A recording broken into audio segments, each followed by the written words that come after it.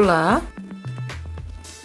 Na aula passada nós vimos o panorama histórico da estatística, a divisão da estatística em descritiva e estatística indutiva ou inferencial, a estatística no nosso dia a dia e algumas aplicações, situações que exemplificaram o mau uso da estatística e conhecemos as fases do método estatístico.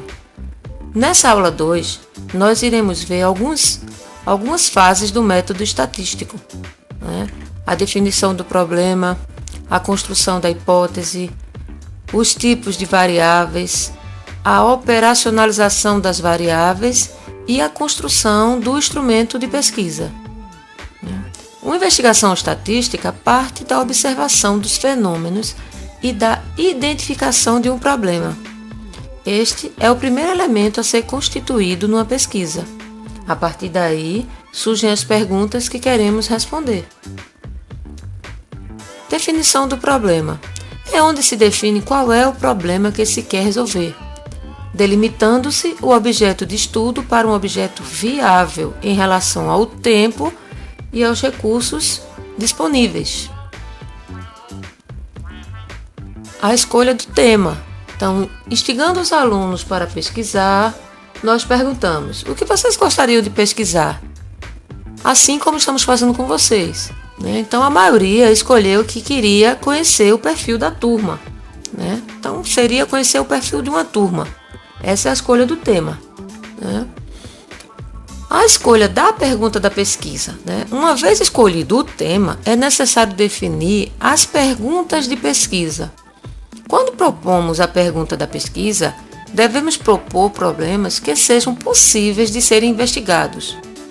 Não propor algo do tipo: quantas estrelas tem no céu? Isso exige um conhecimento técnico que a gente não tem para responder essa pergunta, Ou que não seja uma questão que gera uma investigação estatística, do tipo: quantos alunos tem nessa sala?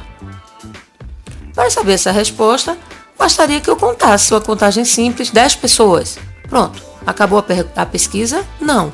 Isso é só uma questão de contagem, isso não é uma investigação estatística. A hipótese. Criar uma hipótese não é puramente um machismo. Eu acho que menina gosta mais de rosa. Eu preciso justificar o porquê de achar que menina gosta mais de rosa. Uma possível justificativa seria porque é a cor que mais vejo elas usarem. E a hipótese então ficaria assim: menina gosta mais de rosa porque é a cor que mais vejo elas usarem.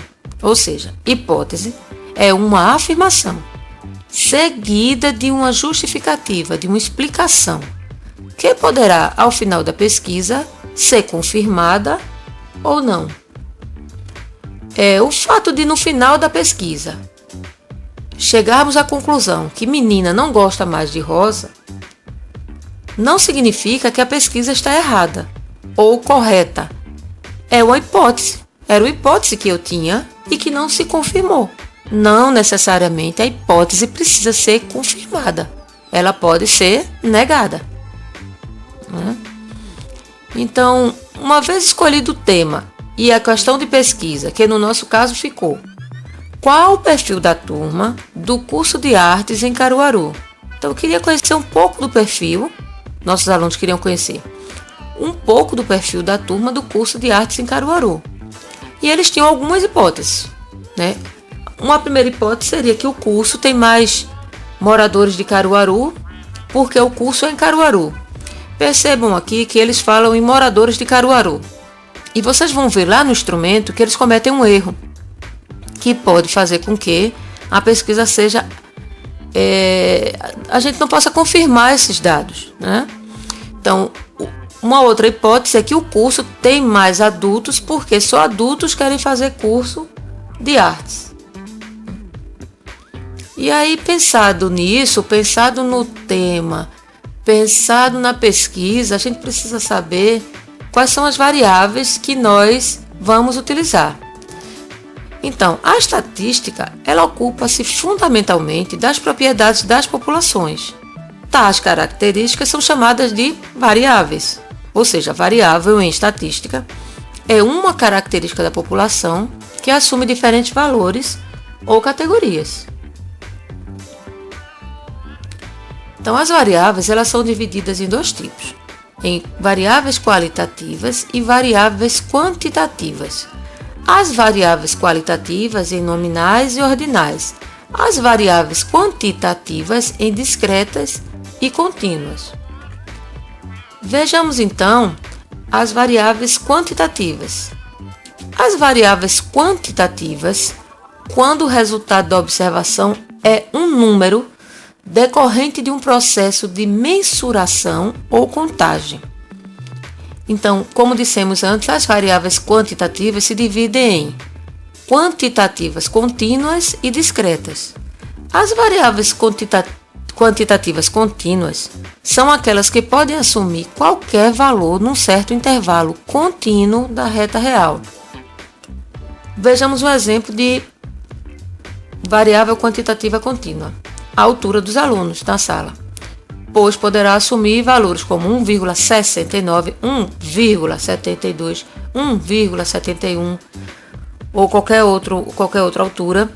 Peso dos alunos, o peso dos alunos poderá ser 1,1 kg, pouco provável, uma criança de 1,1 kg na sala de aula, mas seria o peso, né?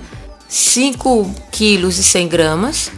A nota dos alunos 5,5, 7,9, né? Já as variáveis quantitativas discretas são aquelas que podem assumir apenas valores inteiros em pontos da reta. Exemplo, quantidade de alunos na sala. Eu não digo que tenho 1,9 alunos na sala, eu tenho 1 aluno, 10 alunos, 20 alunos. Número de mensagens recebidas. Eu recebo 20 mensagens, 2 mensagens, 10 mensagens. Né? Eu não recebo 22,5 mensagens, né? Então são apenas valores inteiros em pontos da reta real. As variáveis qualitativas, quando o resultado da observação é apresentado na forma de qualidade ou de atributo. As nominais, quando são separadas por categorias chamadas de não mensuráveis. Por exemplo, cor dos olhos. Eu tenho cor dos olhos verde, azul, castanho, preto. Não significa que verde seja melhor do que azul, que seja melhor do que preto, seja melhor do que castanho. Não existe uma classificação, uma hierarquia em relação a isso. Profissão. Eu prefiro ser vendedor, o outro pedreiro, o outro cantor, o outro médico. Então não significa que uma seja melhor do que a outra, certo? Pode até render um pouco mais do que a outra, mas não que é melhor. Melhor para quem? Se eu sou cantora, eu não quero ser vendedora, eu não jamais seria uma boa vendedora, ou o contrário, né? Então, as variáveis qualitativas ordinais é uma qualidade, mas que já existe uma ordem dentro dela. Por exemplo, ensino superior, ensino médio, ensino fundamental, né? Primeiro a gente passa do ensino fundamental para o ensino médio, depois para o ensino superior. Grau de satisfação. Tem uma escala entre ótimo, bom, regular, fraco ou péssimo, né? Então, aí a gente percebe que ela é uma qualidade, ela não é um número no nível de escolaridade 5, não. Nível de escolaridade eu posso até depois atribuir um número que eu queira, por exemplo, ensino superior chamar de 5, e a pessoa marcar lá o 5. Mas ensino superior é uma qualidade, né? Grau de satisfação, ótimo, bom, também não é um número. A questão da operacionalização das variáveis, né? Então, além de aprendermos a reconhecer os tipos de variáveis, que no caso de vocês vão fazer uma pesquisa com no mínimo 3 tipos de variáveis diferentes. Por que isso? Porque vocês vão ver lá na frente que a construção de tabelas e gráficos, elas também podem variar em função do tipo de variável. E para que vocês entendam um pouquinho mais sobre as tabelas e os gráficos, vocês vão precisar utilizar pelo menos 3 tipos dessas variáveis. Mas, de que forma? Então, além de aprendermos a reconhecer os tipos de variáveis, devemos saber como coletar de diferentes maneiras. Quando a categoria já tem uma pré-definição, a exemplo da variável sexo, que tem feminino e masculino, torna-se mais fácil. Quando a variável não possui naturalmente as categorias pré-definidas, é preciso trabalhar a sua classificação. Então vejamos o exemplo da pesquisa sobre o perfil da turma de arte de Caruaru. Então, uma das perguntas foi uma pergunta fechada sobre a cidade de nascimento. Eu chamei a atenção de vocês que eles queriam saber se eram moradores da cidade e não de Caruaru, e não se era a cidade de nascimento. Então houve um erro no questionário deles. E ainda tem um segundo erro. Percebam que a vantagem de a gente ter uma pergunta fechada é que as categorias já estão criadas, ou seja, eles vão marcar cada uma delas. Só que tem uma grande desvantagem. Como somos nós que criamos, podemos estar induzindo a resposta ou distorcendo os dados. Nesse caso, se a pessoa for morador de Caruaru, não for de nenhum desses municípios, não teremos a resposta correta, certo? E é isso que acontece no nosso questionário. Então, operacionalização das variáveis ainda, pensando na pergunta semiaberta. Ano de nascimento. Veja a vantagem. A vantagem é que o sujeito não fica sem a opção, como aconteceu na pergunta passada, certo?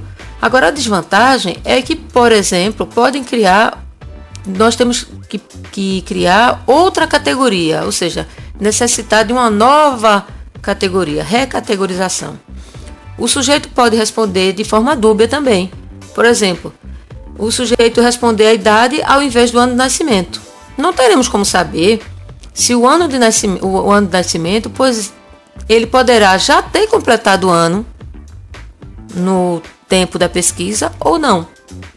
Eu nasci em outubro, né? E sou entrevistada em agosto. Se perguntam isso e eu respondo 44, as pessoas podem pensar que eu nasci em 73.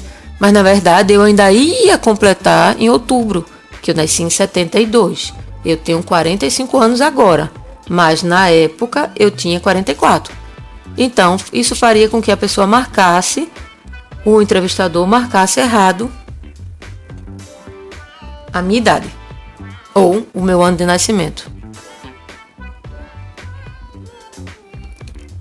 Então, a vantagem da pergunta aberta, perceba aqui, qual a sua altura? Então, a pessoa poderia responder, o bom é que sim, pode ter respostas mais fidedignas do sujeito, né?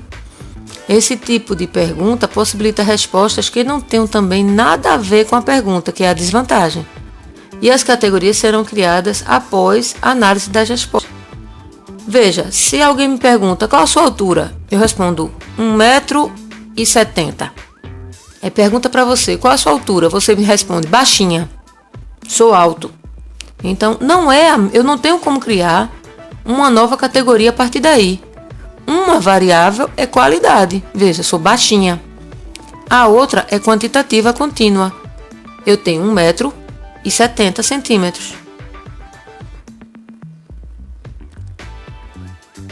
A criação do instrumento da pesquisa, né? Então, após a definição dos sujeitos e da fonte dos dados, precisamos decidir como os dados serão coletados. Existem várias maneiras. As mais comuns são questionário, entrevista, observação. No nosso caso, o instrumento utilizado foi o questionário. Então, as variáveis foram o nome, uma variável qualitativa. Aqui é uma coisa que a gente precisa pensar. Veja, em que o nome pode me ajudar nesse questionário? No nosso caso, ele vai servir por quê? Porque houve um erro aqui na cidade de nascimento, e ao responder a cidade de nascimento, eu na verdade queria saber local de moradia. Então, depois eu posso voltar para o meu entrevistado e fazer de novo essa pergunta aqui para de fato corrigir os meus dados. Quando analisamos, percebemos que essa pergunta aqui não me ajuda em nada, né? Então, às vezes, perguntar o nome de alguém que você não tem como encontrar de novo é uma pergunta que não faz sentido.